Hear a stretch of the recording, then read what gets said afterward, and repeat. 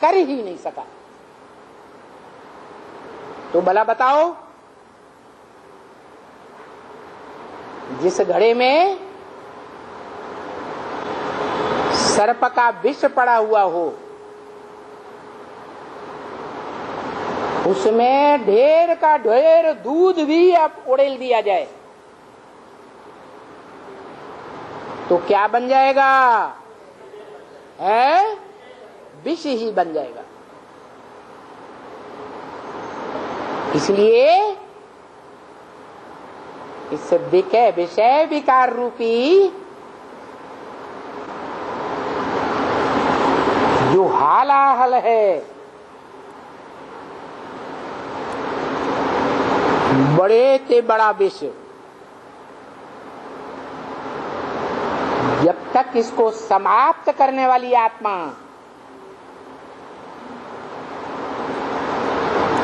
इस समाप्त करने की जिम्मेवारी नहीं लेती, तब तक इस दुनिया में विकारों का नाश नहीं हो सकता। विषय वैतरणी ऐसे ही बहती रहेगी। ये विषय सागर रूपी संसार खत्म ही नहीं होगा। तो भारतीय शास्त्रों में एक ही ऐसा शख्स गाया हुआ है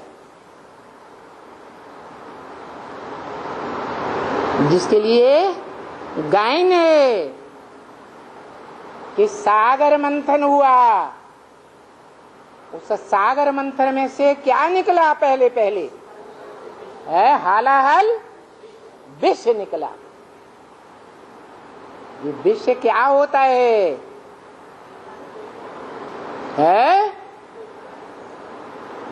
विष होता है पराई स्त्री और परपुरुष का संयोग करना, भोग करना, उसको विष कहा जाता है।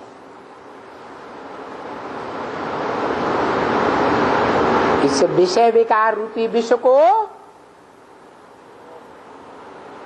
संपूर्ण रूप से पी जाना और योगाग्नि में भस्म कर देना, ये सामान्य मनुष्य आत्माओं का काम नहीं है।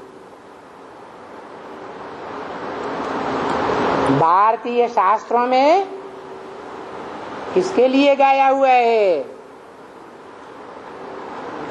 कौन वो शख्सियत है? एक ही पर्सनालिटी, एक ही व्यक्तित्व है जिसने सागर मंथन में से निकले हुए उस विष को सारा ही पी लिया। ये संसार सागर को निर्विष बना दिया।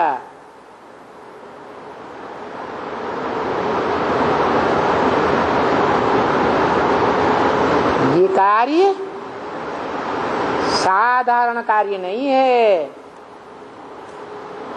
ऐसे तो जितने भी धर्म पिताएं आए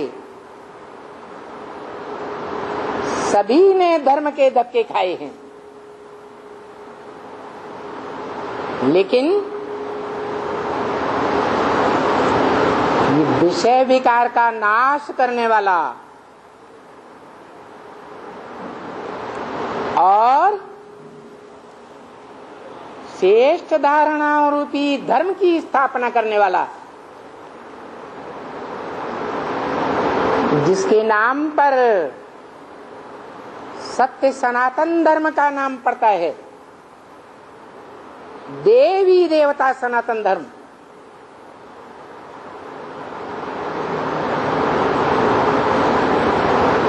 वो कार्य करने वाला व्यक्तित्व तीनों ही सर्वोपरि त्रिमूर्ति का कार्य करने वाला, तीनों मूर्तियों का बीज एक ही शख्स है, एक ही व्यक्तित्व है। जिसका नाम, जिसकी यादगार भारत में शिव मंदिरों के रूप में देखी जा सकती है, शिवलिंग के रूप में सबसे जास्ती पूजनीय रहा है।